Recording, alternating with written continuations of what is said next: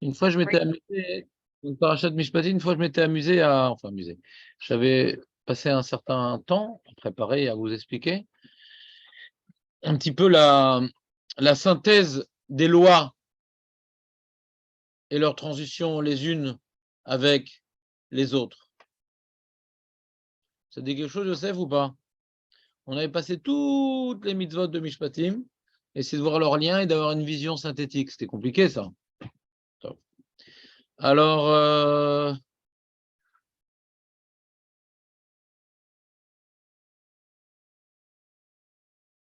cette fois-ci, je vais le faire différemment. Je vais voir le début et la fin des lois.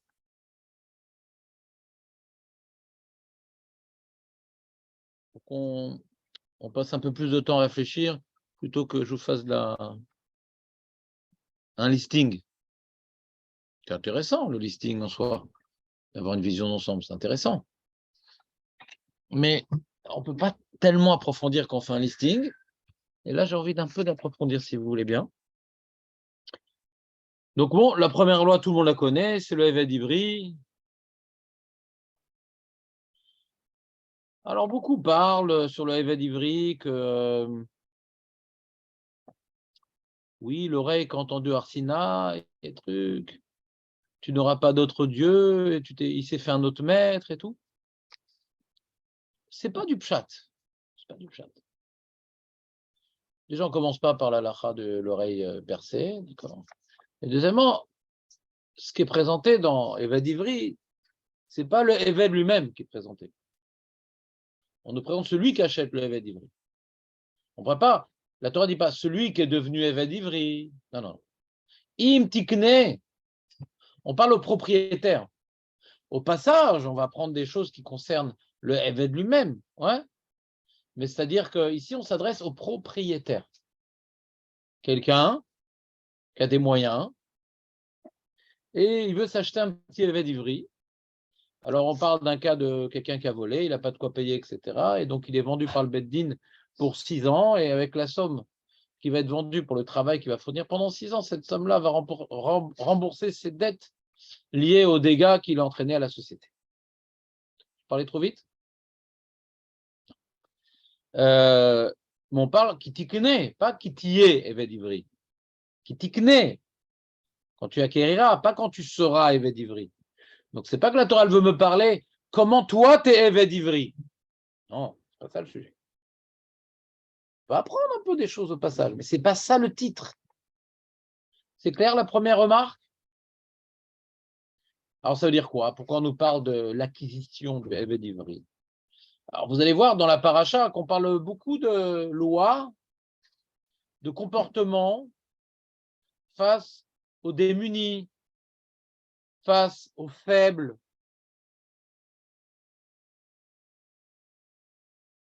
Il y a toute une atmosphère qui est générée par ces lois.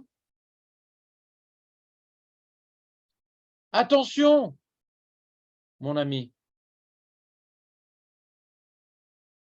tu n'es pas Dieu. C'est la Torah. Des fois, on se prend pour Dieu. On a de l'argent, on a des hommes de main, on a la réussite. La réussite, quand tout va bien, bon, Hachem, l'argent, la santé, les honneurs, l'autonomie. Plus on a de l'autonomie, vérité, apparente, parce qu'on n'est jamais autonome. Il suffit d'un petit événement tragique pour nous rappeler combien on dépend d'Akadosh Baruch Hu. Petit événement. Mais quand tout va bien, ben on a tendance à oublier qu'on n'est pas grand-chose. Itikne Eved Ivri. Donc maintenant, c'est quelqu'un, il a les moyens. Hein. 6 ans de salaire payé d'avance. Ça, c'est pas mal quand même, non? Non, en général, quand on parle du poète dans la Torah, c'est tu le payes en fin de journée. En général, on ne paye même pas au mois, on paye en fin de journée. Là, c'est 6 ans d'avance. Tu vois pas le mec? il cartonne.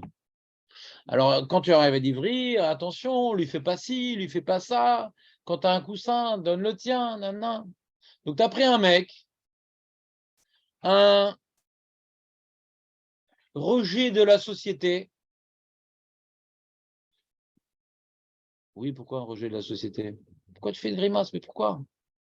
Pourquoi il est tout en bas de l'échelle?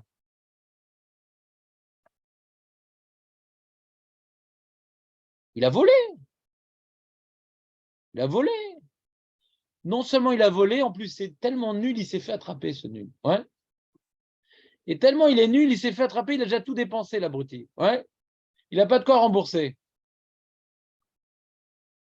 Alors ça, il peut avoir des circonstances atténuantes. On parle mal de lui, mais il peut être né dans la misère, il a craqué. L'homme est chané, en tout cas, il n'incarne pas la réussite. On aura tendance à le juger de manière peu respectable, respectueuse. Moi, je suis le riche, lui, c'est le nul. Ben, si tu as un coussin, c'est lui qui l'a. Comme on dit, la Gemara dit, celui qui achète un Eved,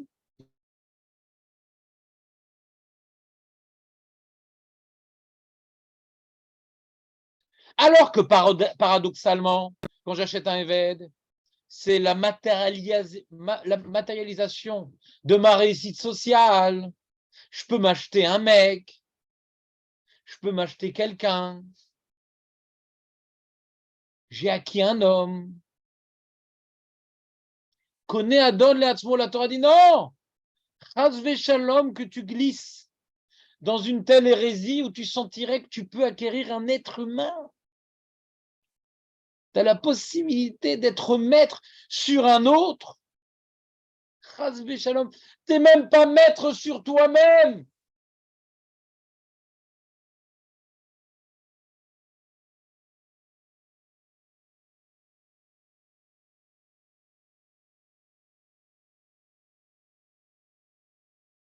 Donc la Torah a profité de cette halakha. Il y en a qui disent, ah mais quoi, la Torah est-elle esclavagiste? On a banni l'esclavage. Elle est prohibée depuis l'émancipation des mœurs, la démocratisation des pouvoirs, le mirage de l'égalité. Le mirage de l'égalité. Ils disent non, on ne dit pas que les gens sont égaux, on dit que les gens sont égaux devant la loi. Mon œil. Si un gauchiste avait fait 100 fois plus qu'a fait Bibi, il ne serait pas encore un tribunal sur la tronche. Mon œil. Égalité devant la loi, mon œil. Nahon, pas tout le monde est égaux, mais devant la loi, on est égaux. Vous savez que l'égalité, comment elle a été acquise, l'égalité? C'est la France, avec la Révolution française. Quand tu lis les livres d'histoire, c'est quoi l'égalité? C'est la victoire des bourgeois sur la noblesse et les prolétaires. Ça s'appelle une dictature du capital. Le capitalisme. Il y avait les tiers États. Le roi, il a donné la parole aux prolétaires, c'est les agriculteurs, aux bourgeois et aux nobles, pour faire leurs revendications. Et petit à petit, les bourgeois, qui avaient le vent en poupe à cette époque-là, ont réussi à réunir des sympathisants dans le clergé et la noblesse. Il y avait Montesquieu qui était sympathisant, l'abbé, je ne me rappelle plus quoi, qui était sympathisant chez les prolétaires. Donc, ils ont eu plus de voix. Et donc, la révolution était au profit des bourgeois, celui qui a de l'argent. C'est tout. C'est tout bête. Et cette révolution, elle est encore là aujourd'hui. Ouais. Vous voyez, il y a des monopoles en Israël. Ils viennent appauvrir tout le pays. Pour 6 ou 7 familles, ça appauvrit tout le pays. Et ça, inégalité, mon œil. Ils se croient être maîtres. Ils croient qu'ils n'ont pas de compte à rendre. La Torah, elle veut lutter contre ces gens-là, ou plus exactement, pas contre ces gens-là, mais contre les vices qui bouillonnent dans ces gens-là. La Torah, elle s'attaque à personne, elle s'attaque au Yetzer Hara. Qui tikne, c'est le summum de la réussite. Je m'acquiers un homme. sur lequel je pourrais porter un regard de supériorité absolue. C'est un raté, je suis une réussite.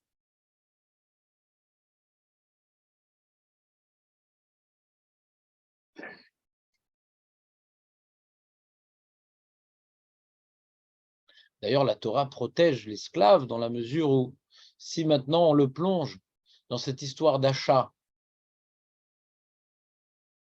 sans le protéger au niveau de sa dignité, on ne peut pas lui reprocher de se sentir nul après 6 ans et de vouloir rester là-bas. Parce qu'on n'a pas respecté sa dignité. Il est nul, l'autre il est riche, il m'a acheté, il me traite comme un moins de rien. Quand on est traité comme ça, on finit par y croire.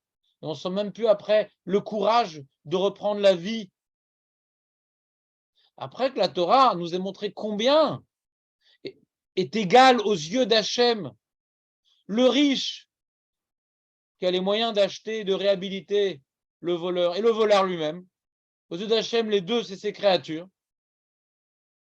Alors on peut reprocher à l'esclave de vouloir rester là-bas parce qu'on a tout fait pour pas qu'il se sente infériorisé et qu'il n'ait plus le courage de reprendre la conquête de la vie par ses propres moyens. Vous me suivez ou pas?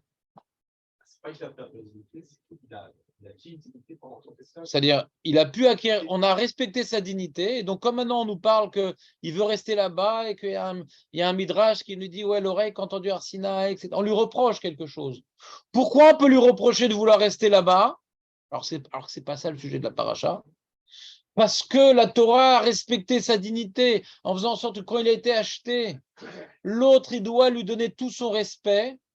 Donc, quand quelqu'un a eu du respect pendant 6 ans, il ne devrait pas arriver à la conclusion, je reste là-bas, disant maintenant, je vais recommencer la vie sur de nouvelles bases beaucoup plus saines. C'est ce qu'on appelle une réhabilitation sociale et non pas une infériorisation sociale.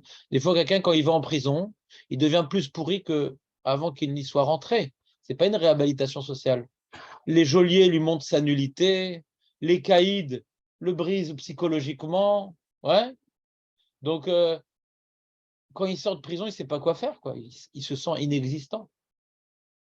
Il se sent être comparable à une excroissance de pourriture des égouts, quoi. Il n'a rien, quoi. Ceux qui réussissent dans la vie, ils sont nuls. Là-bas, on veut lui donner une réhabilitation. Mais encore une fois, je répète, si tu notes pas, ça ne sert à rien. Il faut noter le plan. Je dis ça rien, par expérience. Si je dis une seule idée de Moussard, il faut étudier la Torah, il ne faut pas frapper sa femme, pas besoin de noter, on a compris, j'illustre. Mais si c'est une construction d'un plan, quand on ne note pas, alors bon,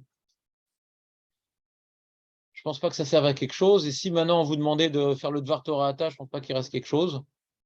Donc je vous invite à noter, non pas parce que je pense que ce que je dis c'est intéressant, mais parce que je pense que la Torah est intéressante et je suis en train de l'étudier avec vous.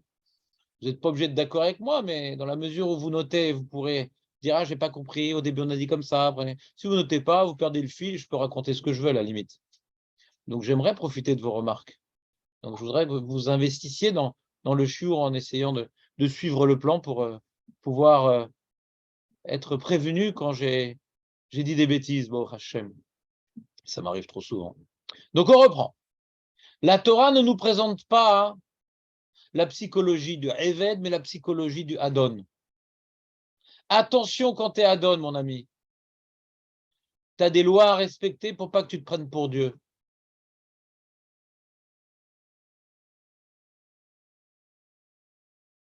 Bon, après, il y a d'autres mitzvot. Après qu'on ait parlé du Eved Ivri, de la servante, etc. Après, c'est les coups de tuer. Ouais. Après, c'est l'homicide, etc., frapper, etc. C'est un peu pareil, c'est-à-dire quand tu tues quelqu'un, quel rapport quoi. Ouais, quand tu tues quelqu'un, c'est-à-dire tu te sens un maître de la vie, quoi. Quelqu'un il te dérange, tu l'élimines. Comment tu peux tuer quelqu'un? Que ce soit volontaire ou involontaire. Pour tuer quelqu'un, tu dois avoir un sentiment de supériorité. Quand quelqu'un maintenant il prend le volant s'il peut conduire comme un fou, ouais, parce qu'il est pressé, parce qu'il est énervé, c'est qu'il sent qu'il est au-dessus des autres, parce qu'il met la vie des autres en danger, parce qu'il a des priorités qui dépassent la vie des autres. Si tu considères que je ne suis pas plus que les autres, je ne vais pas mettre les autres en danger pour mes priorités. Oui, mais je suis en retard, mais je dois aller travailler. Marpat lanouk, tu es en retard. Marpat lanouk. Jette-toi par la fenêtre si tu veux, mais ne jette pas les autres par ta fenêtre. Tu les mets en danger. Alors, si en plus on parle d'un homicide volontaire, va dire que le mec il s'est pris pour Dieu. C'est-à-dire quoi? C'est-à-dire comment maintenant tu peux tuer quelqu'un?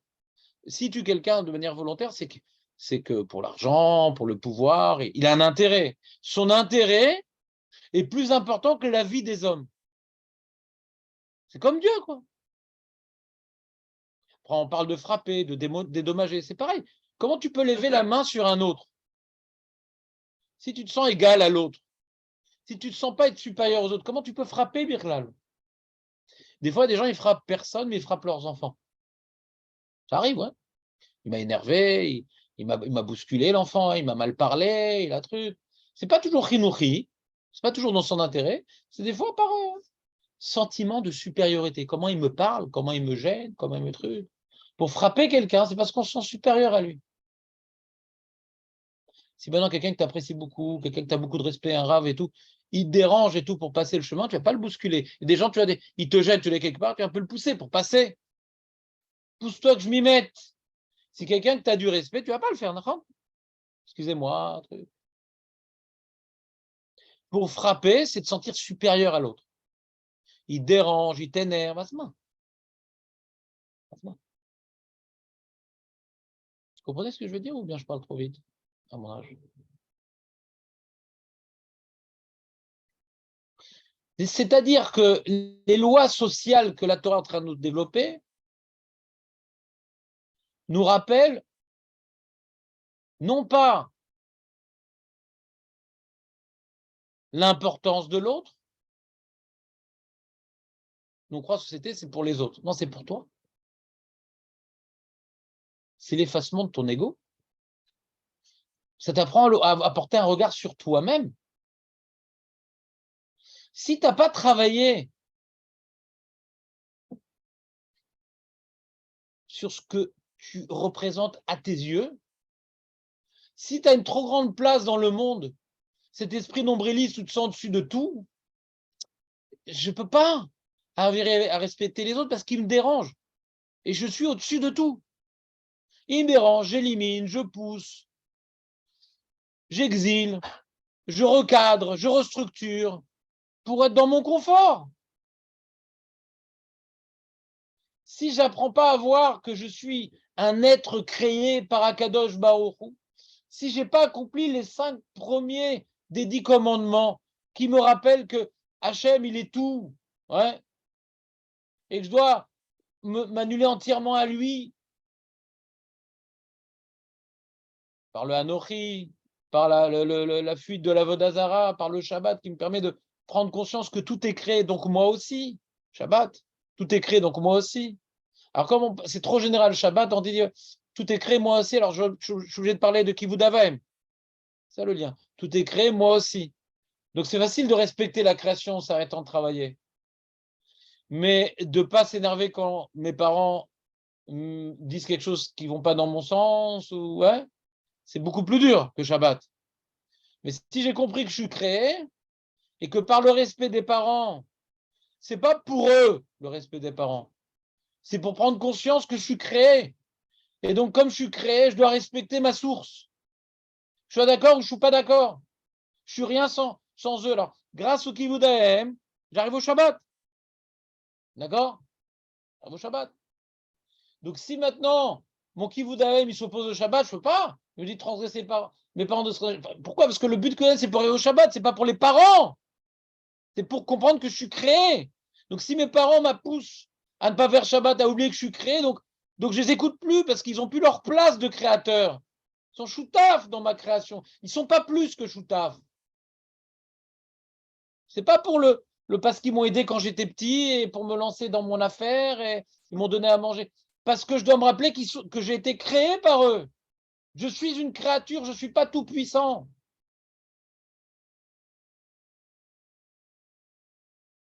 Donc, quand on a bien travaillé les 5 premiers diborot, je suis créé, je peux arriver à respecter l'autre.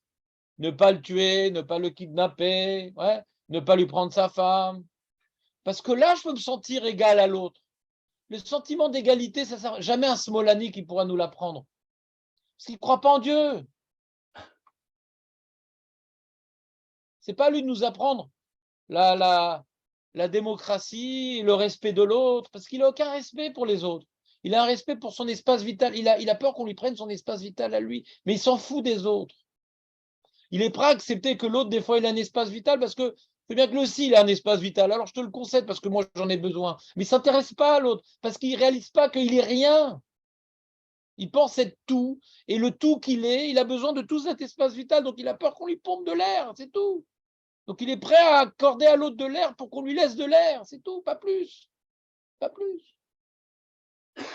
Mais nous aussi, on est pareil. Si on ne travaille pas cette annulation et cette subordination et cet effacement devant quelque chose où on n'est rien devant lui, le Anochi, je suis tout, Anochi. Je suis tout et en plus que je suis tout, je t'ai sorti d'Égypte. Donc non seulement l'être humain a été créé, mais toi en plus, tu es conscient que tu n'es rien sans moi, l'âme Israël. On peut philosophiquement comprendre qu'on n'est rien en réfléchissant au Massé Bereshit, mais on ne l'a pas vu le Massé Bereshit. Donc c'est philosophique. C'est pour ça qu'on dit je suis éternel, pas qu'à créer le monde, il y a marqué. Ça c'est philosophique, ça m'implique moins. Ani Anochi, cher Baret, Hachamim Baret. C'est ça qu'il aurait dû dire. Non. Cher Otseti, Mitzrayim Bet Avadim. Cela, on ressent bien qu'on n'est rien. Tant que tu n'as pas compris que tu n'es rien, alors quand l'autre te gêne, tu l'effaces. Donc la Torah, elle commence par Mishpatim, le cas où il est très difficile de se sentir rien, le Hadon face au Eved. C'est très dur. C'est pour ça que la Torah, elle vient le prendre lui en premier lieu. C'est le cas extrême de l'oubli des 10 commandements. C'est le cas extrême, on peut oublier les 10 commandements à Nochi, que je t'ai sorti de la maison d'esclavage. Et moi, je me prends un esclave maintenant. Et je me sens à l'égal de Dieu.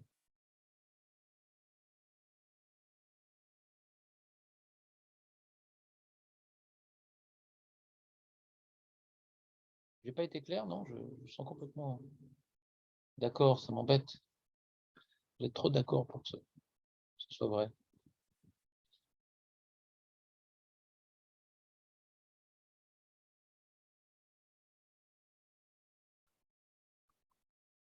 Bon, je ne vais pas vous faire toutes les mitzvot, hein, parce que de toute façon,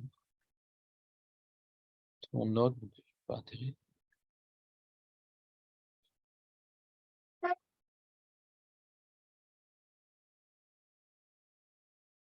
Donc on va finir la paracha. Ça, je vais partir plus tôt. Voilà.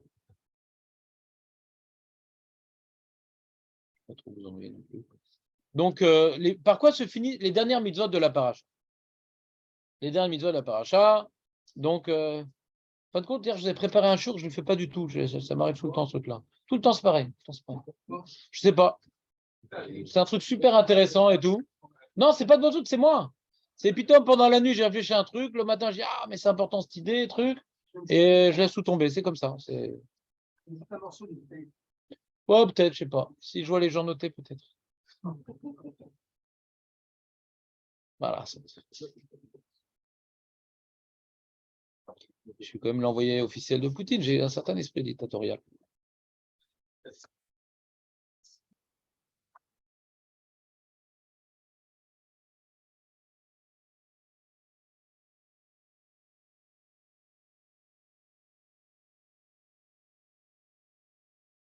Tu vois, donc, la dernière partie des lois, ça commence à Hamishi. Hamishi. Khazak, Eli. Même sur notre pas, on lit quand même. Ouais.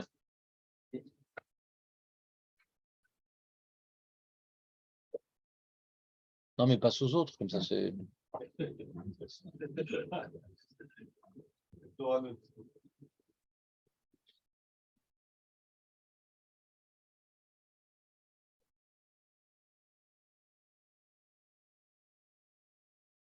Hamishi, ça donne 23, 6.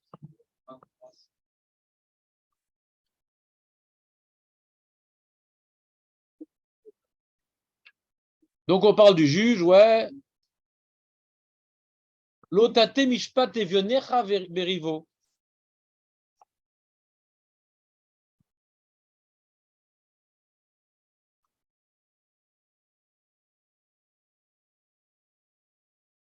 C'est marrant, ça. Tu vois un mec, un évêque d'Ivry, qui porte plainte contre un Adon. D'accord? Le petit cuisinier, il porte plainte contre Trump. D'accord? Il dit, ah, je me suis pris plein de ma trempe. Ouais. Et il dit, bon, on va devant le Beth Mishpat et tout. Ah, il a de la peine et tout. Il arrive l'autre avec un œil au beurre noir et l'autre avec sa masse. Et on dit au juge, ne sois pas favorable envers le Evion. C'est exactement la même idée. C'est exactement la même idée qu'on a vue au début. Si tu es juge, ouais, comment tu peux favoriser l'un ou l'autre? Même favoriser le faible. Attends, ça veut dire que quoi c'est toi qui décides? Attends, j'ai pas compris. Il y a une Torah, il y a une vérité. Tu te sens maître de la loi pour favoriser le misken? Ça aussi, tu te prends pour Dieu. Dieu, il peut favoriser le misken. Il peut être midatara chamim. Dieu, il peut le faire, nachon? Il me regarde, j'ai appris de la paracha. On favorise le misken, le yatom, l'almana, le eved ivri. Mais le juge qui s'appelle Elohim, lui, d'incarner, il doit être soumis à la justice divine. Vous me suivez ou pas?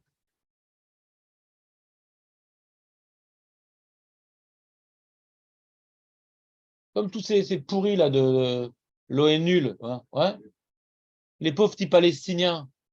Je dis quoi, on peut maintenant oublier la justice parce que vous regardez des clips qui montrent ces pauvres petits Palestiniens. Il y a une justice dans le monde. S'ils font un bourrage de crâne à leurs gosses, de nous poignarder, ouais, ben ils méritent ce qu'ils reçoivent. Qu'est-ce qu'on fasse?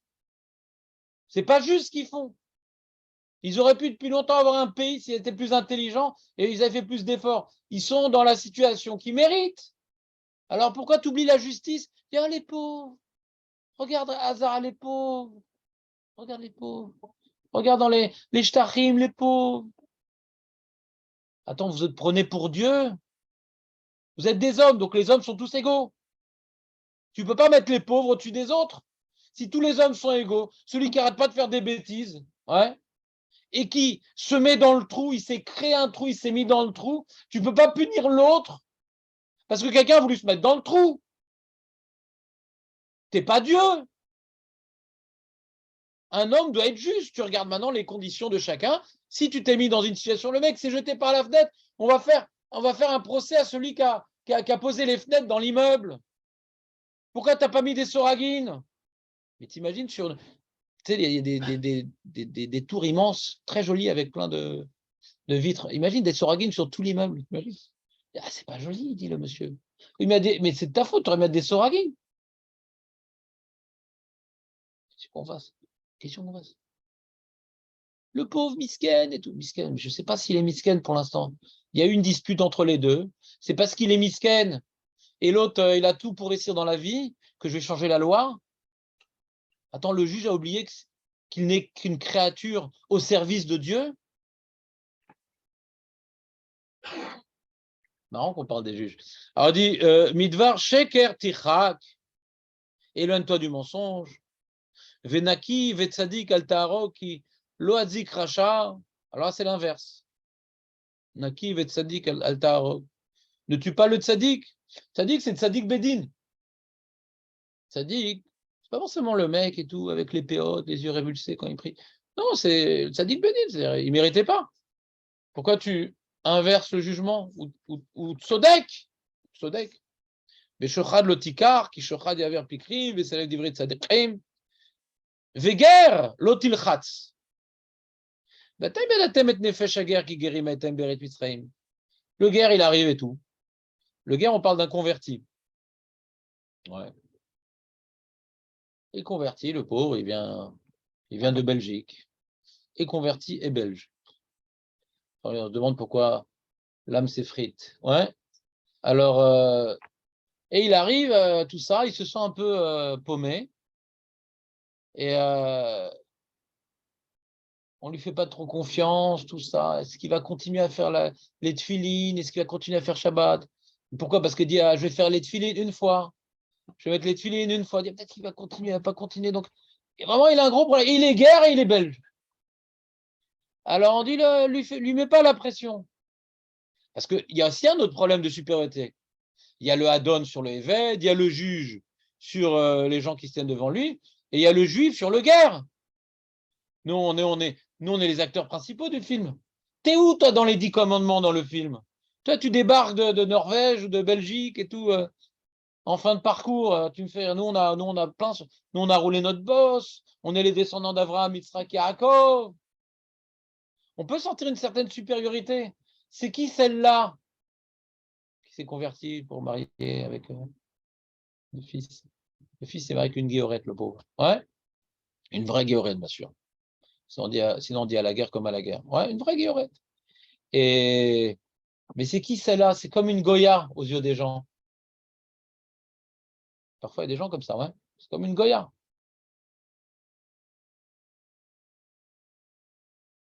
J'ai entendu des choses comme ça. J'ai entendu qu'on m'a dit. J'ai entendu des choses comme ça. Pour certains, si tu as un respect d'Allah, tu sais qu'il est juif. Mais si pour toi, l'Allah, c'est moyen, ouais. C'est pas un juif, quoi. C'est une pièce rapportée. C'est pas un juif. C'est pas vraiment un juif. Les gens, la Maretzim, ouais. C'est pas vraiment un juif. Comment ils le voient? Il ne fait pas trop confiance. Donc, on peut sentir une certaine supériorité sur lui. Attends, j'ai pas compris. Anochi Hashem Elokeinu Hashem Tzetzim Eretz Yisrael. Toi aussi, tu étais situation de guéroute là-bas en Égypte, ouais. Qui guérit Maïtem Eretz Yisrael, j'ai pas compris. Tout le Anochi se base sur n'oubliez pas que vous êtes mes créatures, que en valeur absolue, vous n'étiez rien, et je vous ai sorti du rien.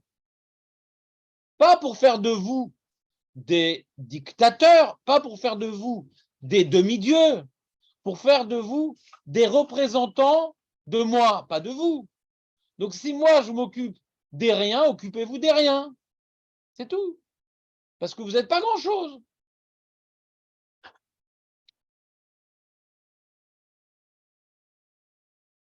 Veshesh Shanim Tizra. Donc il y a un sentiment de supériorité donc par rapport à l'esclave, par rapport au jugé.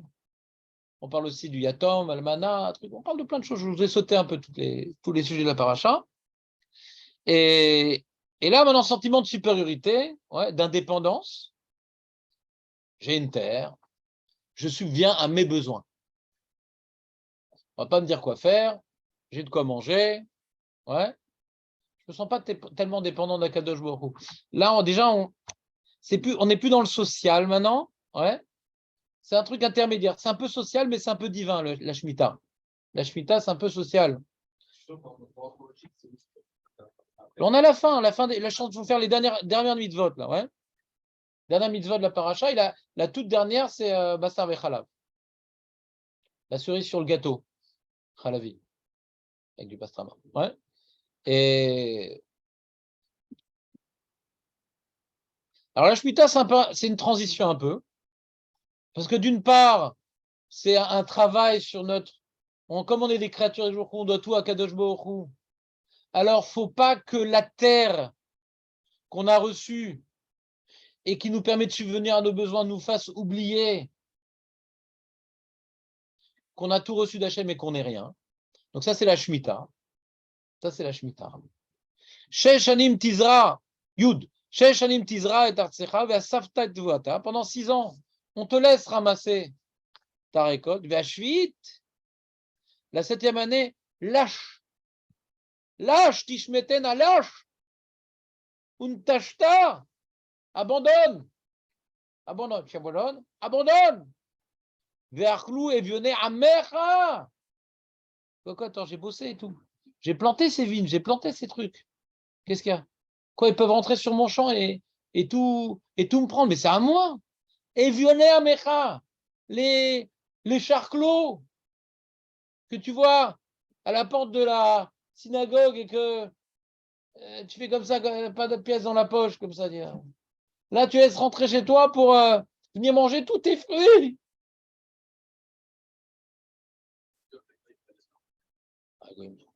On ne donne pas que du Shadvit à un goy.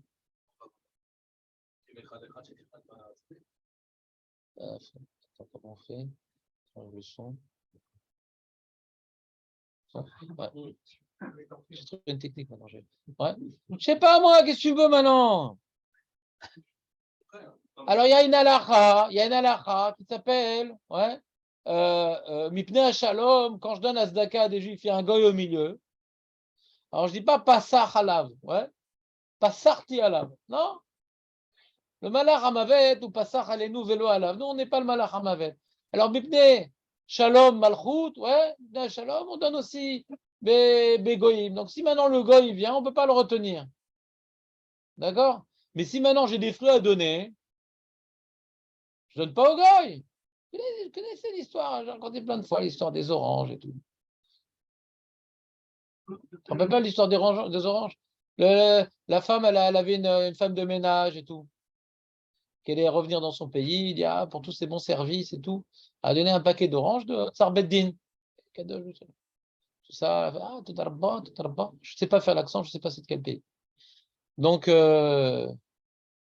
alors, grazie mille, je sais pas. Dankeschön, danke. Est-ce que tu veux Marco Edelfrey, il connaît 8 langues. Et donc, et le mari, il arrive, il est où le paquet d'oranges? Ben, j'ai donné à Fernanda. On peut pas, c'est Shemitah.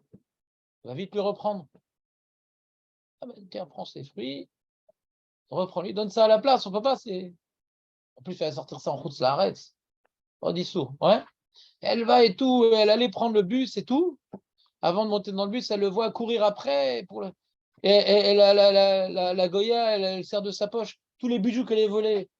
Elle pensait qu'elle avait compris qu'elle avait volé et qu'elle allait la donner à la police. Donc ça mène la bracha, la Shemitah. C'est bien les histoires. Hein?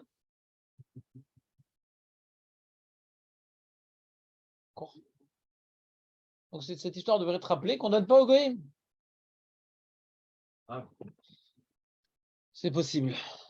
Si justement là, cette Shemitah, elle est pour qu'on se rappelle de Dieu, et qu'on est dépendant de Dieu. Donc pendant 6 ans, tu travailles et la 7e année, tu laisses la terre. Comme Shabbat. Mais pourquoi tu laisses 6 ans à une personne pour. Comme Shabbat. Pourquoi tu laisses 6 jours à une personne? Ou si 7e jour, tu arrêtes tout. Tu peux laisser 7, c'est kadosh. Toujours. Non, 7, c'est kadosh. 6 jours, tu peux pas. Non, tu peux pas bosser. Déjà, déjà, la Torah, elle dit comment on va vivre pendant un an sans travailler. Au moins, laisse-moi travailler pendant 6 ans. Ouais. Déjà, comment on va vivre un an sans travailler? La Torah, elle demande dans Parashat Be'er. Erev jar, Nochal.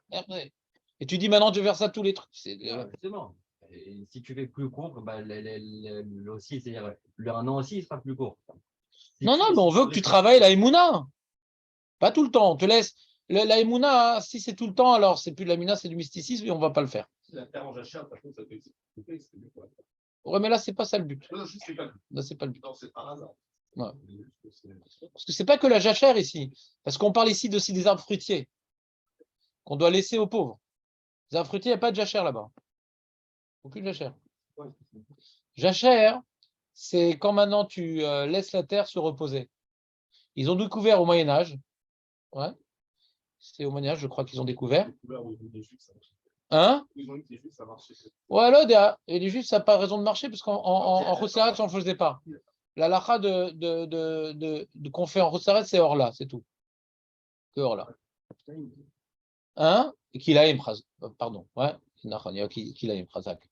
Et donc, la jachère, c'est on laisse la terre reposer. Et pour des raisons, on va dire, de fertilité de la terre, c'est reconnu que c'est mieux. Mais aujourd'hui, je crois qu'ils ne le font plus. Aujourd'hui, ils ont des engrais qui leur permettent de ne pas faire la jachère. Mais là, ils s'aperçoivent que c'est une catastrophe. Ah ouais? Ça a pris la terre et ils reviennent à ça maintenant. Ah, ils reviennent à ça? Ils reviennent avec les sols sont obligés de mettre tout en de produits parce qu'elle est de moins en moins fertile et ils arrivent à une saturation complètement. Bon, d'accord, très bien. Donc, on va refaire la jachère. D'accord, on va refaire. pas exactement, mais bon, c'est pas. Ça va, Les amis, ça vous intéresse pas, Bassar et Khalav? Non, non, moi je vous pardonne, moi il n'y a pas de problème. Moi, ce que je sais, je le sais, mais ce que je sais, vous allez le savoir, c'est la question. Hein, il n'y a pas de problème. Grâce à vous, j'ai préparé un shiur, c'était bien, j'ai bien profité. La question, est-ce que vous allez pouvoir en profiter? Je ne sais pas. Est-ce qu'on maintenant on fait un débat ou on continue la construction? Ouais. On peut faire un débat, ça m'arrange. Je sortirai plus en forme de l'histoire. Donc on a la Shemitah, on te demande de laisser Evioner Amecha, les miséreux. Evion, c'est le miséreux. On se dit, mais pourquoi il n'a pas de mouchoir, même pas? Donne-lui un mouchoir. Crade. Vetram tochal chayat asade. Même les animaux. On apprend de là une halakha. Alors, Alpipchat, c'est que tu dois laisser manger les animaux. Alpidrash, c'est une autre halakha, mais encore une fois, je ne développe pas. Mais dans le pshat, on voit quelque part, même les animaux, tu es à l'égal des animaux. Non, tu mets des barrières, des trucs, les animaux, tu les chasses. Les pauvres, Mais tu crois qu'elle est à toi, cette terre? Comme il a dit Élie, pendant 6 ans, je te laisse croire quelque chose qui est faux, mais les sataniens, je te rappelle à qui elle est vraiment, cette terre. Elle a tout le monde. Pendant 6 ans, bon. Après, on arrive au Shabbat. Shechet Yamim Ta'ase. Ah, t'es arrivé plus tard, t'es arrivé 9 minutes en retard aujourd'hui, Shlomo. Qu'est-ce qui s'est passé? Shechet Yamim Ta'ase Ma'asecha. Pendant 6 jours, Ta'ase Ma'asecha. Fais tes petits trucs, tes petites affaires et tout. Ou Be'amashvi Tishboit. Lama. Pour dire qu'Hachem a créé le monde. Non, non, non. On est ici dans la transition entre Dieu et le social. On était dans le social, d'accord? Donc on est ici pour prendre conscience que la terre vient de Dieu, je le laisse aux autres. Pour prendre conscience qu'Hachem, il a créé le monde, je laisse les autres se reposer. Leman Yanouar, Shorecha, Vechamocha, Veinafesh, Benamatecha, Vehager. Laisse reposer ta vache, laisse reposer ton esclave. Oui, ici, il y a une transition. Comme je l'ai expliqué, les 10 commandements, il y a 2 types de mitzvot. Il y a je suis rien devant Hachem, je suis créé. Donc, comme je suis créé, je ne dois pas voir les autres êtres comme étant maintenant inférieurs à moi. On est tous des créatures de Dieu. Même les animaux, on est des créatures de Dieu. Alors, quand on dit je suis créé, ouais, c'est le Shabbat. Shabbat social. Si je suis créé, je ne dois pas dire mon ska fait ci, fait ça. Je dois enlever ma salopette de patron, de maître. On est tous à égalité devant le Maasé Bereshit. Même mon char, si mon char il travaille pendant Shabbat, j'ai fait Issour d'Oraïta. Issour d'Oraïta, si mon char il travaille pendant Shabbat. Issour d'Oraïta. T'entends, Nathan? L'Otechamer. Vous connaissez que c'était d'Oraïta quand même. On continue. Voilà.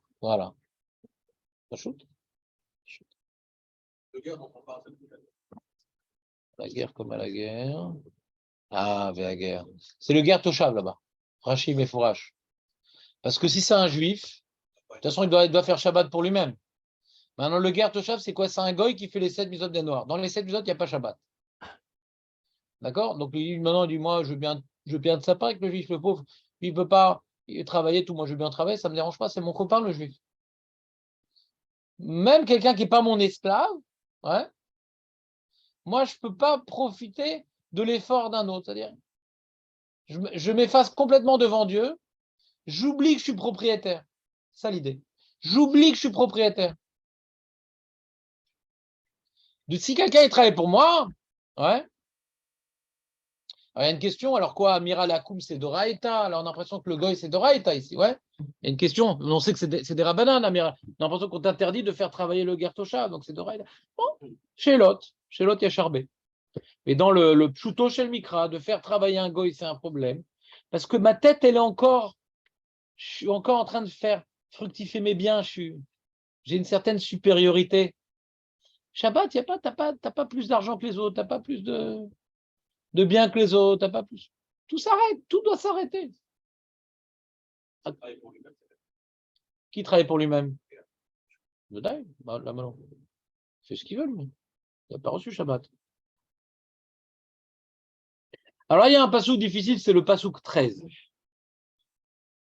Le passouk 13, il y a un drash, il y a un pshat. Je vais essayer de vous faire un petit résumé rapide pour ne pas perdre, on va dire, la suite dans les idées. Uvechol asher amarti alechem tishameru veshem Elohim acherim lo tazkiru lo yishama al picha. Alors on va étudier déjà la deuxième partie du verset. Des noms. On a commencé par des noms, maintenant on finit par des noms. Les noms de divinités étrangères. Ouais. Lo tazkiru ne mentionne pas lo yishama al picha. Par exemple, il dit rendez-vous à Saint-Germain-des-Prés. Rendez-vous à côté de Notre-Dame de Paris. On n'a pas le droit. Parce que tu mentionnes une avodazara. Ça veut dire Rashi, ouais. Rashi te dit, tu vois, où est-ce qu'il est Rashi? Lotaskiru. Chez Loyamor Loshmorli, garde-moi le truc, Betsad avodazara plunit. On ne doit pas mentionner. Rashi, il est en train de nous expliquer que on ne doit pas. Le sujet, on te dit pas, c'est pas de te dire un truc évident. Ne jure pas avec le nom de l'avodazara. Ça, c'est évident, c'est pas shoot. C'est très grave. Non, même de mentionner le nom de l'avodazara sans avoir l'intention de la respecter. Il ne faut pas entendre dans ta bouche quelque chose qui ressemble à l'avodazara. Alors ça, c'est la notion de shmira. On est en train de nous développer la notion de shmira. C'est quoi la notion de shmira? La notion de shmira, c'est de mettre des barrières là où la Torah n'en a pas mise. D'accord? Il y a une notion de mettre des barrières. C'est la première Mishnah dans Avot, Asou Siag la Torah. Anshek Nisana, ils ont mis plein de barrières. Ça, c'est au niveau communautaire. Face à la destruction du premier Beth Amikdash qui a montré une certaine tendance à être trop proche de la faute pour tomber dedans, Anshek Nisana dit ça ne sert à rien qu'on construise le deuxième Beth Amikdash s'il va être redétruit tout de suite. Donc, on va faire en sorte que ce qui a amené à la destruction, c'est de copiner avec la faute, de côtoyer la faute, qui amène la chute inévitable, et bien on met des barrières. Mais un homme lui-même doit mettre des barrières. Un homme lui-même doit se mettre des barrières. S'il se voit tomber dans une situation particulière, il doit se mettre des barrières.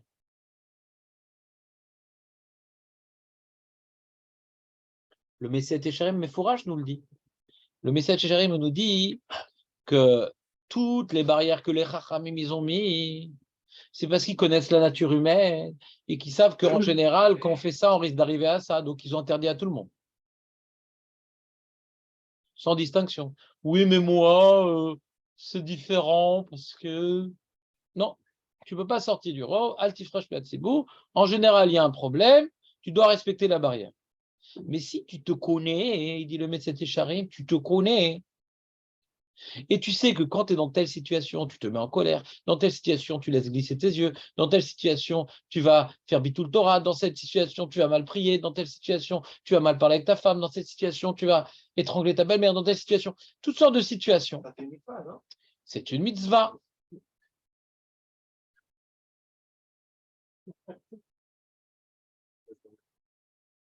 Écrit Chamot Yumat. Ouais.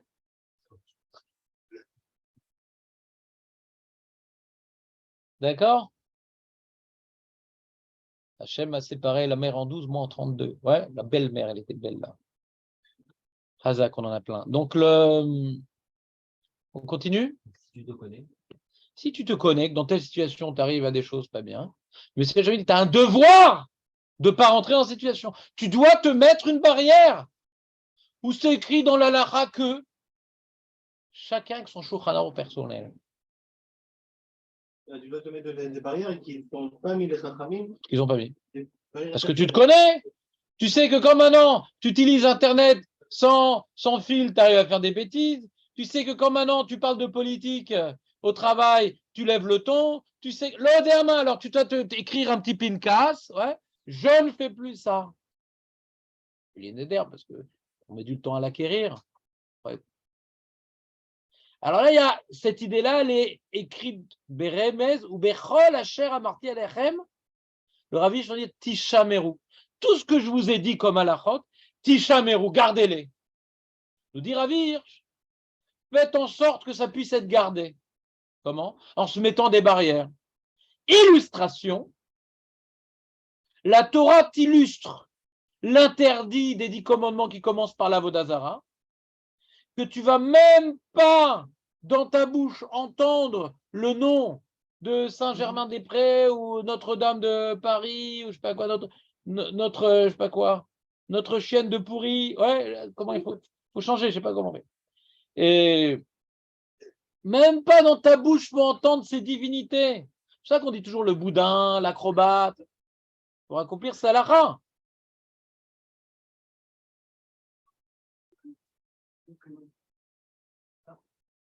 C'est ça. C'est mentionné. Et également, il y a marqué Velo Ishama al Picha, que le goy aussi, il ne faut pas qu'il glorifie son Avodazara à cause de toi. C'est Mishnah dans Maseret Avodazara, que faut pas faire des affaires avec le goy à côté de sa fête de, excuse-moi, Léon, ouais, la fête de Léon.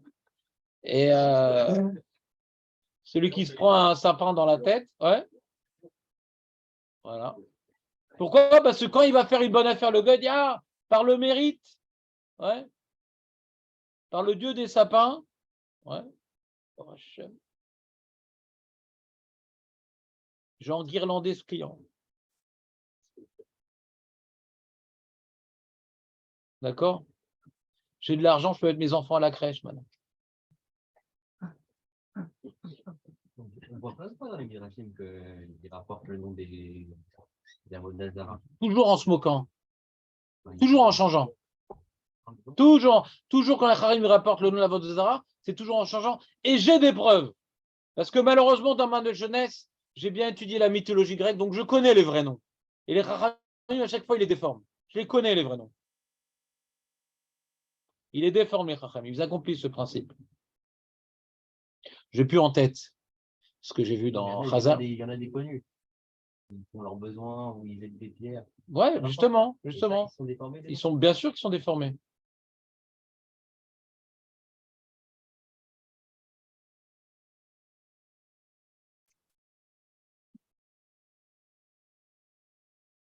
Est-ce que vous comprenez le Passouk 13? Il est important ou pas le Passouk 13? Ah ouais, tu peux me donner un exemple? Je vais te donner un exemple. Issour d'Avodazara, c'est prendre un statut, se prosterner, truc, de jurer par l'Avodazara. On comprend, c'est grave et tout. Anochi, je suis seul, tu vas dire quelqu'un d'autre. Mais là, quel rapport? Quel rapport? Si maintenant, tu comprends la gravité de transgresser. Ouais. Par exemple, tu vois, on comprend la gravité du cancer. Alors on dit la maladie. On ne dit pas le cancer, Nahon. On a même peur de le mentionner, Nahon. Et quoi, la Vodazara, on n'a pas peur de le mentionner? Quel rapport? J'ai dit le mot cancer, quel rapport? J'ai dit Saint-Germain, quel rapport? Mais si pour toi c'est une abomination, comment ça passe dans ta bouche? Si tu en as tellement peur, comment t'en parles? Si t'en parles, tu vas lire, tu vas écouter, tu vas truc. C'est la glissade. Je veux même pas que ça passe par ma bouche, donc on m'en parle.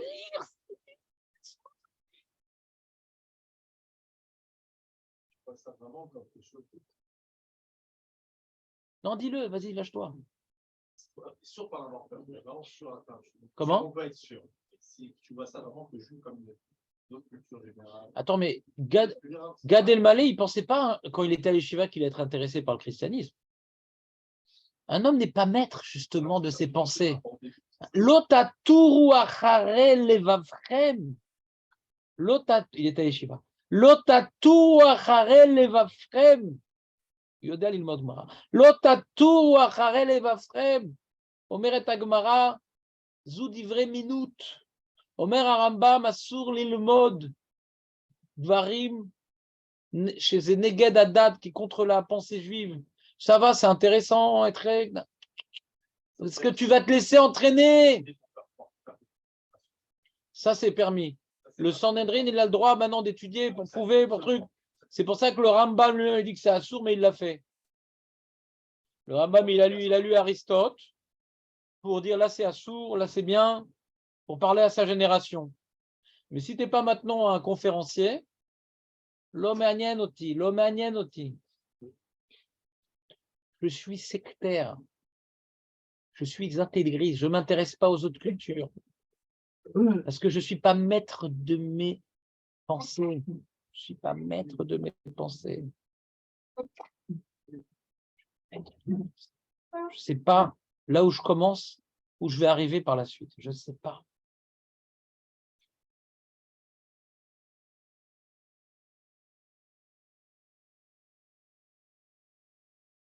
Léon, c'était pas bien?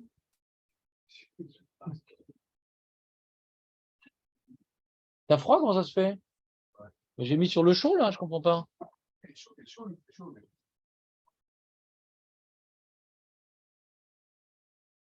Donc, vous avez compris? Donc, on est ici, on est revenu à un sujet complètement religieux. Hein. Comment ça? Il y a le Ben Adam Merchavero qu'on a vu précédemment, qui est une sorte de mifran, un examen. Oui, Hachem, je suis rien devant toi, je n'existe pas devant toi.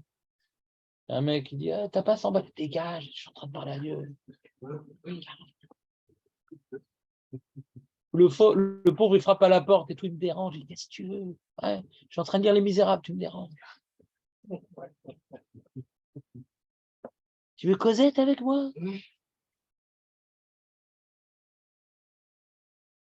Donc, c'est pour ça que dans les 10 commandements, il y a les deux. Le Ben Adam Lamakom m'entraîne au Ben Adam Chavero, mais le vrai Ben Adam Chavero, pas le Ben Adam Chavero du gauchiste. Il commence sa journée du pied gauche. Que lui, je respecte l'autre pour qu'il me respecte, mais je m'en fous de l'autre. Si je peux l'éliminer et qu'il ne m'élimine pas, ça ne me dérangerait pas. Le meilleur exemple, ouais, c'est les Allemands.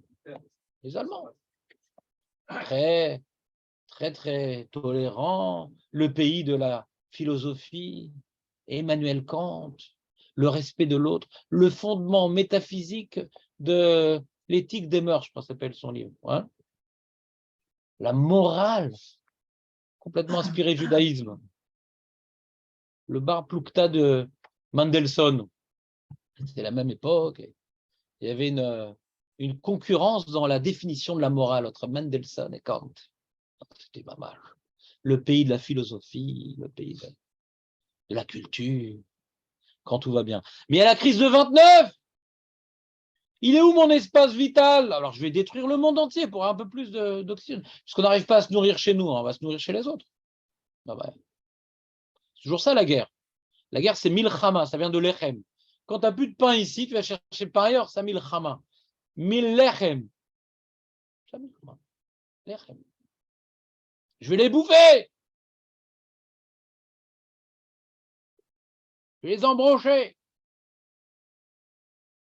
Donc on a Parashat Mishpatim, Boniré Otra. Combien tu te sens une créature d'Hachem?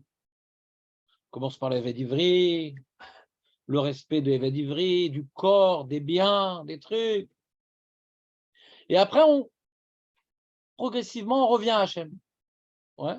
Alors, là, progressivement, comment ça se passe? Tu as le juge. Le juge, lui, il est comme Dieu, c'est Elohim. Lui, maintenant, déjà, il doit se rappeler qu'il n'est pas au-dessus des autres, il est comme les autres. Et puis après, il y a le propriétaire terrien. Il doit rendre à Hachem la terre, mais pas uniquement rendre à Hachem la terre, et laisser les pauvres. Donc, c'est la transition. Il y a Hachem, il y a le social, il y a les deux. Shabbat, il y a Hachem, je suis une créature, et donc je laisse reposer les autres. Donc, c'est la transition. On revient dans les louchot, ouais, on fait la transition. Et là, Shalosh, Regalim, Tachog li Bashana. Hachem, il s'adresse à nous. Hein. 3 fois dans l'année, tu dois me fêter. On ne parle pas maintenant pour nourrir les pauvres. Il y a une parachute, on dit tu vas monter au Beth Amikdash, tu vas nourrir le Lévi, le pauvre, le... C'est pas ici. On n'est pas dans le social des fêtes ici. On est dans le religieux des fêtes. D'accord? On a laissé de côté maintenant le social. Maintenant, on est revenu que dans le religieux. On revient au Anochi. Anochi, on est arrivé à l'Otirtsar. Tirtsar, on est remonté vers... Maintenant, on n'est plus dans le social, on est dans le religieux. Vous me suivez ou pas? D'accord? Parce que dans les fêtes, dans Parachatré, on le présente sous la forme sociale, les fêtes. Tu vas monter avec toute ta richesse et tu vas nourrir les pauvres, les trucs, etc. Ici, ce n'est pas le social, ici. C'est venir faire acte de présence au Beth Amikdash 3 fois. 3 fois. Alors déjà, on voit que la Torah n'est pas belge, c'est 3 fois. Deuxièmement, qu'est-ce qu'on apprend? On apprend à compter. Parce que juste après, on va nous dire être Hagamatzot, être Hagatzir, avec Hagasif. Alors, attends, arrête, ne me déconcentre pas. Ça fait 3 fois, je ne sais pas. Alors, comme je ne sais pas, ça fait combien? Elle m'a dit, ah, Shosh Regalim. Voilà, je sais, ça fait 3 fois. Attends, mais pourquoi on me dit 3 fois là? C'est quoi cette introduction là? 3 fois, tu vas me faire un Chag. Si on me dit Hagamatzot, Hagakatzir, avec Hagatzir, on a besoin de me dire 3 fois.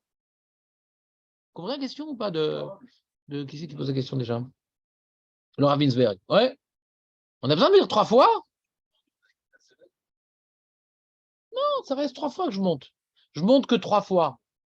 Mais Atzeret, je suis dans la lancée, ouais. 3 fois. Monter. T'as pas compris. La Chog, Li, c'est de monter au Beth Amikdash. Il n'y a que 3 fois qu'on monte. Shmini Atzeret, ça fait partie de la 3e. C'est pas qu'on redescend et on remonte. À 3 occasions, on monte au temple. D'accord? La Chog, Li. Non, mais alors on n'a pas besoin de le dire. Là, on a l'impression que c'est pareil, justement. Si tu me dis Chaga Matzot, tatata, Chaga Gatsir, tatata, je sais que 3 fois, je vais monter. Ouais. On m'apprend à compter ici. Alors, on m'explique, Rav Winsler, non, on ne t'apprend pas à compter. On t'apprend pas ici la spécificité de chaque fête. Il y a un enjeu de monter 3 fois par an devant ton Seigneur pour te rappeler que tu es sa créature. Je m'en fous de la sortie d'Égypte, je m'en fous de la Torah, je m'en fous. Il y a un enjeu qu'on a recollé alors, par rapport à la sortie d'Égypte, par rapport à ci. Mais il y a un enjeu de faire acte de présence pour te rappeler que c'est ton maître. S'il n'y avait pas eu la sortie d'Égypte, il n'y aurait pas eu ici le tour de la Torah, tu aurais dû quand même monter 3 fois. Et s'il n'y avait pas eu ça, ben on aurait fait tous les 4 mois. C'est pour nous montrer ici les fêtes, non pas comme un événement de commémoration historique. Il faut commémorer ce que Hachem il a fait pour nous. Non, même si Hachem n'avait rien fait pour nous, il nous a créés. Et on doit non exprimer notre obédience, subordination, assujettissement. Obédience, subordination, assujettissement. Je ne vais pas te faire un noupan en français. Un cours de Torah, c'est gratuit. Dès que c'est des cours de français, je demande très cher. Ça, je peux faire payer. Ça, je peux faire payer. Donc, il n'y a pas de problème. Envoie-moi un mail, je te fais un... Non, je vais écouter la... Voilà. Razak. C'est comme une fois, j'avais fait, il n'y avait pas beaucoup de monde maintenant, j'avais fait une pub dans un journal français où je donne des cours, ouais. Le Rav Amar donne des cours en français. Et une femme m'appelle et dit, ah, je vais apprendre le français et tout. Alors j'ai dû rajouter des cours de Torah en français. Ouais. Les juges social. Comment? Je sais pas. Alors disons, Shalosh Regalim Tachog Libashana. Ouais, je sais. Être Agamatzot. Regardez le mot Tishmor. On parle de Shumira ici. On a parlé de Shmira plus haut. Ouais, fais attention. On veut te responsabiliser. On veut te responsabiliser. On a dit la Torah, on veut nous responsabiliser. On a dit plus haut que la Torah, elle est tellement importante qu'on doit faire des baïrs nous-mêmes. On veut nous responsabiliser. Donc, l'illustration, c'est fais attention à ce que tu dis, même si ce n'est pas de la Vodazara, ça se rapproche. Alors, toutes les mitzvot, on veut te responsabiliser. Et bien, même pour les fêtes, on nous a responsabilisés pour les fêtes. Hachem dit, c'est à vous de décréter quand est-ce que les fêtes, elles tombent. C'est au Bedin de décréter. C'est au Bedin de décréter. Par rapport au moral. Ouais, par rapport au Kiddush HaChodesh. Et ça veut dire que, mais ce n'est pas uniquement le molad, comme tu dis, c'est pas la lune qui détermine. Tu es dans l'erreur. Depuis que je te connais. Ouais, écoute, tu vois. C'est que quand maintenant on arrive et tout, on regarde la lune et tout, il dit, s'il en était en Hadar, Attends, alors là, comment je fais? L'an Nissan. Alors, je suis embêté parce que il y a marqué Chaga Aviv. Aviv, c'est le moment où les séorines arrivent à maturité. Mais je vais dans le champ. Je suis embêté, là, elles sont complètement rabougries, là, les séorines. Qu'est-ce que je fais? Il y a marqué Tishmor et Traga Aviv. Ouais. Eh bien, je vais faire 2 Hadar. Donc, ça dépend de nous. Hachem, il a créé le monde, qui a un décalage entre l'année lunaire et l'année solaire. Hachem, il aurait pu faire les choses autrement. Hachem, il aurait pu faire les trucs carrés. Il y a 365 jours et quelques d'année solaire et 354, pardon, ouais, d'année lunaire. Donc, il y a un décalage. Donc, on est obligé de rajouter un mois de temps en temps. Mais qu'est-ce qui va me faire rajouter ce mois ou pas? C'est Pessah. Pour que les fêtes qui correspondent à des dates solaires, parce que les mois, c'est des mois solaires quelque part, ils sont solaires et lunaires. D'accord? C'est-à-dire que dans l'année, il y a à peu près 12 mois. Ouais. Donc, c'est des lunes. Il y a 12 lunes, comme disent les Indiens. Dans l'année, il y a 12 lunes. Ils disent comme ça, les Indiens. Il y a 12 lunes. Vous vous rappelez dans Lucky Luke. Il y a 12 lunes. Ouais. Mais ces 12 lunes-là, hein, elles sont pas assez longues pour couvrir toute l'année solaire. Donc, on a un décalage, on a un problème. Donc, les chrétiens, ils ont le calendrier grégorien, qu'ils prennent en considération que l'année solaire. Et donc, quand le début du mois commence, ça n'a rien à voir avec ce qu'on voit dans le ciel. C'est complètement arbitraire. Le début du mois est arbitraire. Ils ont coupé l'année solaire en mois. Nous, quand on regarde le ciel, ça correspond à quelque chose dans le ciel. Le 15 du mois, le ciel nous montre une lune entière. Et malgré tout, ça correspond aux saisons solaires. Mais pourquoi Hachem a compliqué les choses? C'est Hachem qui a fait comme ça, non? Il aurait pu faire que ça corresponde, hein. C'est pas dur pour Hachem. Hachem est très fort, ouais. Il aurait pu faire. Pourquoi il a fait? Pour nous laisser à Chodesh Hazeh Lachem. Pour nous laisser déterminer le temps. Que ce soit nous qui soient chômeurs la fête.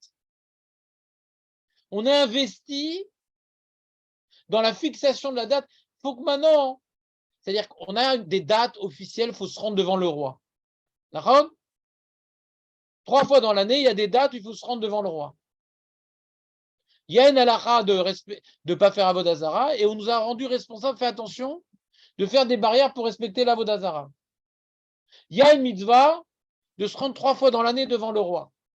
Fais attention que ça tombe à la bonne date. On nous confie ce rendez-vous. On nous responsabilise dans ce rendez-vous. Vous comprenez ce que je suis en train de dire ou pas? Non, Yoav, tu n'as pas compris? Si Yoav a compris, ça ne veut pas dire que tout le monde a compris. Mais tout au moins, Yoav a compris. Donc on dit Etrag amatzot tishmor shivat yamim tochal matzot, kasher tzivitera le moed chodesh aviv. Vechag akatsir, alors la fête qui tombe durant, ça veut dire quoi? Comment on dit katsir en français? Comment on dit katsir en boissé? Ah, récolte, c'est de l'erreur. Récolte, c'est l'erreur. Récolte, c'est asif.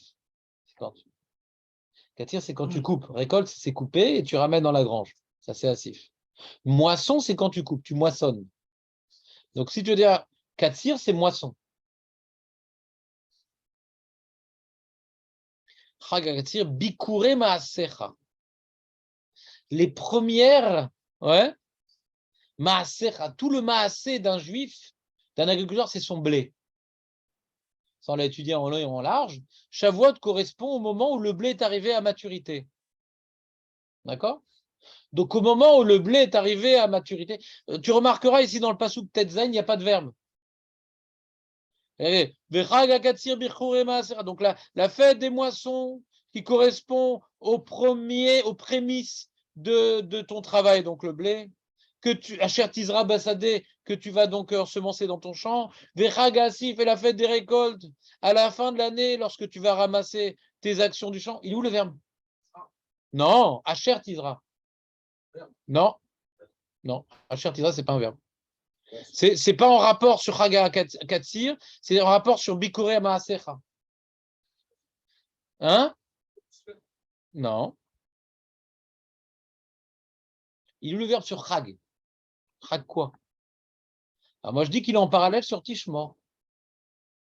On dit Chaga Matzot Tishmor, Vechaga Siv Tishmor, Vechaga Katsir Tishmor. Le Tishmor, il a. Alors, Tishmor, que ça tombe au moment où on est sorti d'Égypte, où la récolte, elle est à vive. Là, ça tombe au moment où c'est le Katsir, où sort le blé au bon moment, et là où on récolte dans les granges. Donc, le Tishmor, le verbe Tishmor est en facteur. Ce n'est pas de verbe. On te dit quand est-ce que ton Chaga Katsir et Chaga Sim, on ne te dit pas quoi faire. Il y a le Chaga Katsir, et quoi? Et qu'est-ce que je fais? Tishmor. Donc, on t'a confié. Donc, au début, on t'a dit, il y a un enjeu d'aller devant le roi 3 fois dans l'année pour te rappeler que tout dépend de lui. Mais on va te demander maintenant de faire attention que ce moment de grande dépendance et d'annulation correspond au moment où tu sens ton indépendance. La matzah incarne la notion de sentir que tu n'es pas indépendant. Tu es libre, mais c'est Hachem qui t'a sorti d'Égypte. Au moment où tu sens ton indépendance, c'est la fête, tu vois, pour les Chilonim, Chagamatzot, on est libre. On est un peuple libre. Alors que nous, ouais, Bnei Chorim, voilà, Nashim Chofshim, Shalom. Bien. Tu comprends? Alors que Ragamatzot, dans ces matzot, c'est quoi Ragamatzot? Tu n'aurais pas pu sortir d'Égypte si Hachem ne t'avait pas poussé tellement tu étais paralysé. On sort. Allez, je te pousse. Sans te pousser, tu ne serais pas sorti. Sans nous, on ne serait pas sorti. Sans Hachem, on ne serait pas sorti. Donc, au moment où tu pourrais fêter la sortie d'Égypte comme on a gagné, va devant le roi et baisse la tête. Au moment où l'agriculteur il voit son blé, on a gagné, on a réussi la récolte, la moisson, va devant. Ce besoin de s'annuler 3 fois par an, il est tombé au moment idéal où je suis dans l'état d'esprit inverse. Mais si elle pas ça, on aurait fait tous les 4 mois. Mais là, j'ai des moments encore mieux, là. Ces moments, des moments dangereux. Des moments dangereux. C'est à ce moment-là où il est bien d'aller là-bas précisément. Et Shalosh Pamim Bashana, donc on reprend Shalosh Pamim Bashana, Yerae Kol Zechor Al Pnei Adon, Hachem Adon, le maître. Tu dois, pas uniquement Tachogli te réjouir. Au lieu de te réjouir de ton orge, de ton blé, de tes granges, réjouis-toi d'Hachem. Parce qu'il est tout pour toi. Mais c'est pas uniquement Hachem, c'est sympa et tout, c'est longtemps qu'on ne s'est pas vu. Non! Baisse la tête, amène au Latreya. L'Ifne Adon, le maître. N'oublie pas que tu vas te rendre devant le Seigneur, ton maître. Tu es un serf qui vient rendre allégeance à son Seigneur en disant c'est pas mon terrain, c'est ton terrain, je travaille pour toi, Hachem. Adon! C'est un des seuls endroits où il y a marqué Adon au sujet d'Hachem. Parce que par les fêtes, on prend conscience qu'il est le Adon. Adon. Si je te montre, c'est quoi ce qui est marqué Adon? Adon.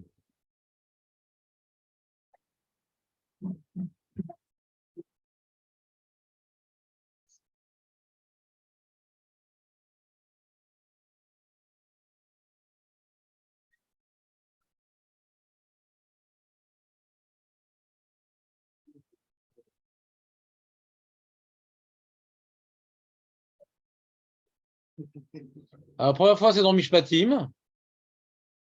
Deuxième fois, c'est dans Kitissa. Shalosh Parim Bashana Yerae Kol Zechor Pnei Adon. Après la faute du Vaudor, on reprend la fin de Parashat Mishpatim. Ce qu'on est en train d'étudier, on va le reprendre. Ouais. Et c'est tout. C'est les 2 endroits dans toute la Torah. Les 2 endroits dans tout le Pentateuch où on parle d'Hachem qu'il est le Adon, c'est au niveau des fêtes, un passou qui est répété après le don de la Torah et après le redon de la Torah qui est après la faute du Vaudor. Il y a un redon de la Torah, on reprend la fin de Parashat Mishpatim. Je suis en train d'étudier avec vous. Donc, Adon, le mot Adon, le Seigneur, on l'apprend pendant les fêtes. Vous avez compris pourquoi Adon, c'est dans les fêtes? Il faut rendre allégeance. Il faut rendre allégeance à notre Seigneur, nous les serfs.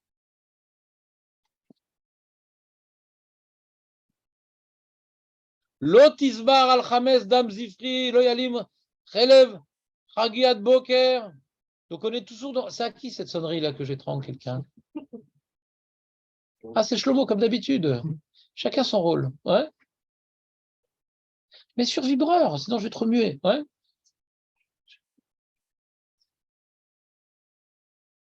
Vous comprenez ou pas? Alors on a appris qu'il faut faire des barrières, Nahon. Si maintenant tu considères que tu es un être fragile, tu es un être fragile. Tu es une créature qui dépend tellement d'Akadosh Baruch Hu. Donc toute loi, ta vie en dépend. Donc tu vas mettre des barrières. De la manière qu'on ne dit pas le cancer, on met des barrières sur toutes les mitzvot. Nahon. Alors pareil, on nous fait une illustration des barrières sur Pessah. Que même quand tu fais la cravate du Korban Pessah, qui est le 14, déjà, il faut qu'il n'y ait plus de Hametz à la maison. L'autre isbar al Hametz imdam zifri. Parce que l'interdiction de posséder du Hametz, c'est déjà une barrière. L'interdiction de posséder, c'est une barrière de la Torah. Arrête, quand je possède du Hametz, je suis chayav karet? Non. Donc, on voit que l'essentiel du Hametz, c'est de le manger. Et comme c'est tellement grave de manger du Hametz, la Torah t'interdit de le posséder. Mais c'est une barrière de la Torah. La manière que Ichout, c'est une barrière de la Torah, isolement avec une femme, d'accord? C'est une barrière de la Torah. Le problème, c'est aller avec elle. La Torah t'a mis une barrière. Chametz, de posséder Chametz, c'est une barrière de la Torah, comme ça dit Tosfot au début de Maserem Sachim. Chametz, c'est une barrière de la Torah. Et on te dit, au moment où tu fais, et attends, et les maasés, quand je mange du Chametz à partir du 14 de Chatzot, je suis Rav Karet? Non, je suis pas Rav Karet. Le Rav Karet, il commence ce soir.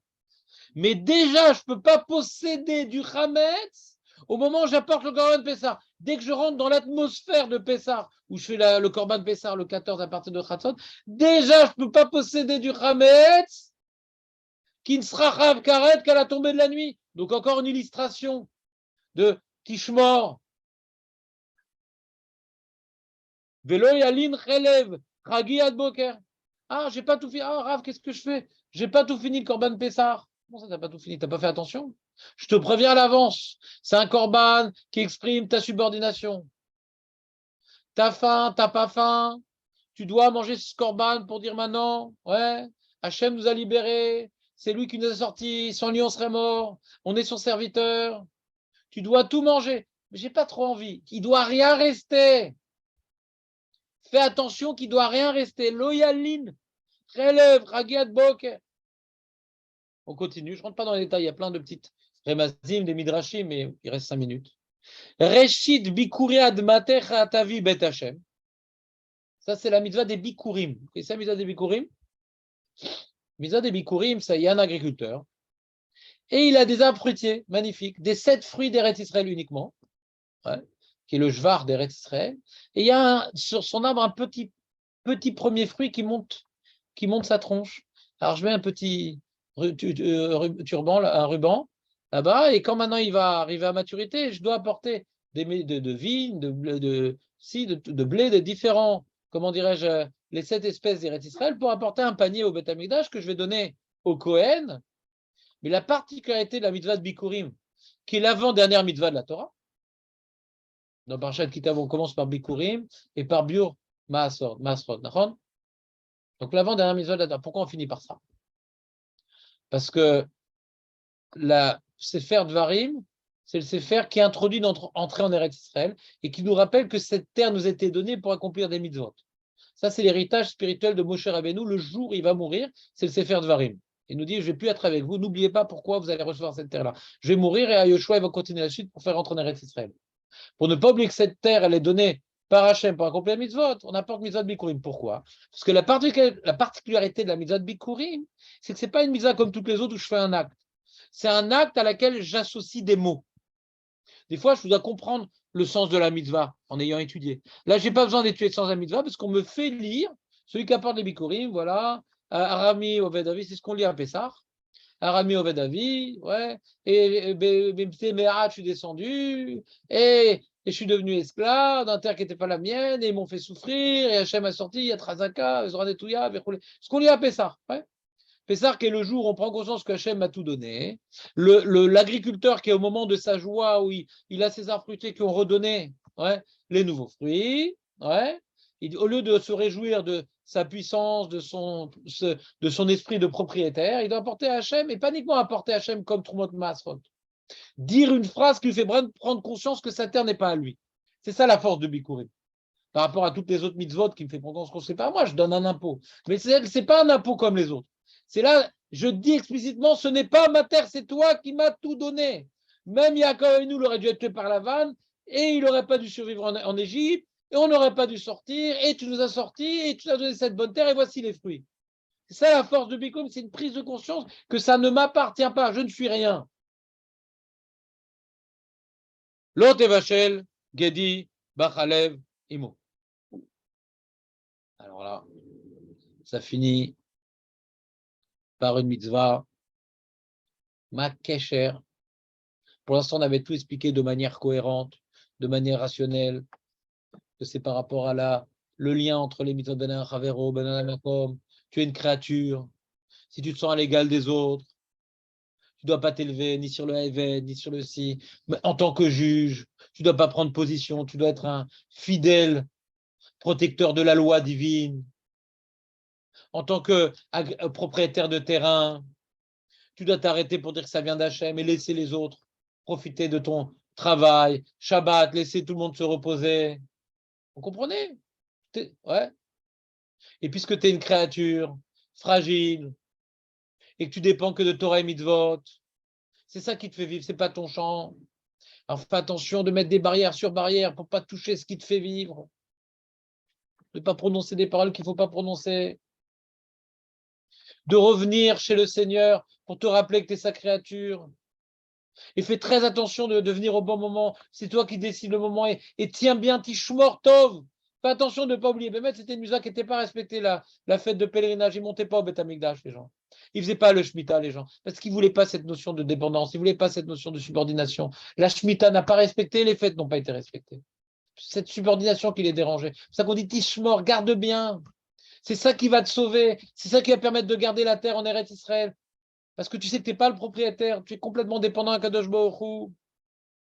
Et c'est quoi la mitzvah qui exprime le plus clair que cette terre ne t'appartient pas et tout dépend d'Akadosh Baruch Hu. La survie de Yaakov Avinu, la survie de Ham Israël, la sortie d'Égypte et l'entrée en Eretz Israël, tout vient d'Akadosh Baruch Hu, c'est la mitzvah de Bikurim. Donc on finit par cette mitzvah-là qui vient exprimer clairement tout ce qui vient d'être dit, Bérémès par ces mitzvot-là. Vous me suivez ou pas? Vous avez perdu en route. C'est clair? Alors, c'est quoi Musa de Bassar Echala? Il est 10h. Non, on peut pas faire.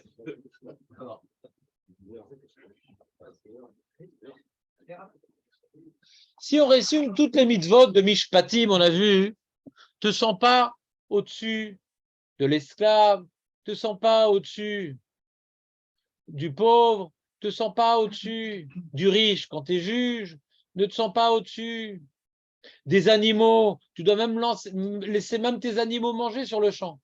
Tu es une créature de Dieu. Ne te sens pas au-dessus du guerre parce que toi, tu es descendant d'Abraham, Yitzhak, Yaakov. Tu es une créature de Dieu. Tu es une créature de Dieu, elle la saute. Tu as le termisé. Tu as brillant. Maintenant, je vois un petit agneau. Ouais. Alors, pour dire que je suis un serviteur d'Akadosh Baruch Hu quand je vois un petit agneau. On dit agneau, agneau, agneau. Ana, Avda, des coups de chat. Non, ça ne suffit pas. Ce n'est pas le pshat que je vais vous dire aujourd'hui. Agneau, ouais. Et il est mignon cet agneau, j'ai faim, j'ai envie de le manger. Ouais.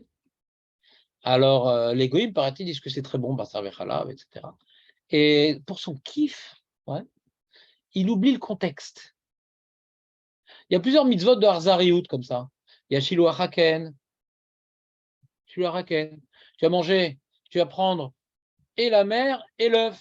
Ouais. Il y a Oto Vet Beno, tu ne peux pas être chochet et la mère et le veau. Il y a Bassar Vechalav. Il y a des mitzvot comme ça, symboliques. Ouais. On a le droit d'être chochet. Pour nos plaisirs, on a le droit d'enlever la vie à un animal. On a le droit d'acheter le Eved Ivri. Mais même qu'on t'a permis certaines choses, on te met des limites. Tu as le droit, mais tu as des limites. C'est parce qu'on te laisse profiter de ton champ que tu ne peux pas en laisser profiter les autres et tu ne peux pas t'arrêter de travailler. C'est pas parce qu'on te laisse travailler qu'on ne te demande pas d'arrêter à travailler pour Shabbat. C'est pas parce que maintenant tu peux profiter et manger de la viande, de l'agneau, etc., que tu vas pousser ton plaisir à l'extrême en faisant abstraction du caractère un peu insensible. Tu prends le lait de la mère qui était donné pour donner la vie à cet animal pour cuire l'enfant. Alors c'est vrai qu'Al Pi Halacha, même si c'est pas l'enfant de la mère et que c'est le lait d'un autre animal, etc., la Halacha, elle a développé le sujet. Pourquoi la Torah, c'est d'Oraïta, on a développé le sujet pour que dans les cuisines juives, on soit très embêté par cette halakha. C'est-à-dire cette halakha de Basar est très très centrale dans notre vie. D'accord ? Que la viande c'est moutard, le lait c'est moutard, on m'interdit les deux. Ouais. Ce soit très central dans ma vie, ça me complique la vie. Et comme ça me complique la vie, les gens vont s'intéresser. Mais pourquoi ça souffre ? En général, quand quelque chose m'embête, je vais m'intéresser. Alors il y a ceux qui n'ont pas étudié le sujet, ils disent c'est un chok qu'on ne peut pas comprendre. D'accord ? Et moi j'essaie de vous donner une explication, ouais, qui n'est pas, bien entendu, exhaustive. On peut donner d'autres explications, on peut approfondir encore plus, mais le Rambam nous apprend qu'il faut même dans les Choukim essayer de comprendre. Donc, dans la suite des idées, c'est pas anodin qu'on termine toute cette série de choses. Tu es une créature, pas plus qu'un animal, pas plus qu'un pauvre. Tu ne dois pas manquer d'humanité envers le pauvre, envers l'esclave, etc. Donc, pour tes plaisirs, ouais, pour tes plaisirs, de faire abstraction, dire ah, je m'en fous, j'aime bien ça, j'ai du lait, j'ai un agneau, j'aime le cuire. Tu dois une retenue. Cette retenue va te rappeler que quoi ? Tu n'es pas plus que l'animal. Même que tu as le droit de tuer l'animal, donc ça te montre une certaine situation de supériorité, même que tu as le droit d'acheter le Eved Ivri, on a fini la boucle, le Eved Ivri, et bien ça ira là. Même que tu as le droit d'acheter le Eved Ivri, mais ne te sens pas au-dessus de lui, ne sois pas cruel avec lui. Si tu as un seul coussin, c'est lui, bien sûrement, c'est moi le maître ou c'est lui l'esclave ? C'est moi qui mange, tu as le droit de manger, mais on te limite pour ne pas oublier que tu es une créature comme cet animal. Donc, si maintenant tu oublies la sensibilité de l'animal, c'est dit non, c'est notre réalité, c'est comme une pierre. C'est pas vrai, un animal ressent des choses. Si tu oublies que l'animal ressent des choses, pourquoi c'est quoi l'histoire de Tsar Balei-Chaim ? Quand tu oublies que l'animal ressent des choses, c'est que tu sens que la vie que tu as été donnée par Dieu, elle est différente que la vie qui a été donnée à l'animal. On a tous reçu une vie, il faut maintenant pas faire souffrir tout ça, parce que la vie a été donnée par Dieu, donc il faut respecter la souffrance. Donc même que j'ai le droit de tuer, mais pas en faisant abstraction de la souffrance. C'est que même la shrita, on essaie de faire de manière de moins de souffrance, etc. Parce que tu n'es pas maître de la vie. Et c'est quoi la vie ? C'est le sang. Alors quand tu fais la shrita, le sang, il faut le couvrir. Ouais. Dans le off, on le couvre. Dans l'abément, on ne peut pas le couvrir parce que c'est un problème par rapport au korbanot qu'on doit le donner, etc. Donc là, pour le bassar, c'est un problème. Pourquoi on ne le couvre pas ? Il y a toute une explication que j'ai donnée, mais en général, le sang, on le couvre. Pourquoi le sang, on le couvre ? Parce que ça ne t'appartient pas à la vie. Tu ne peux pas prendre ce sang pour en faire des boudins, etc. Parce que c'est la vie. Sa vie ne lui appartient, sa vie ne t'appartient pas. La même manière que l'esclave n'appartient pas, la manière que le pauvre que tu veux aider en tant que juge n'appartient pas, la loi ne t'appartient pas, ton champ ne t'appartient pas, tu appartiens à Anochi Hashem Elokecha Sherotzetimerat Mitzrayim, tu appartiens à Kadosh Baruch Hu. Ça a des implications dans tous les domaines de ta vie. N'oublie jamais que tu n'es qu'une créature d'Hachem, ne te sens jamais au supérieur, au-dessus de quoi que ce soit. Est-ce que c'est clair le message ? J'ai fini.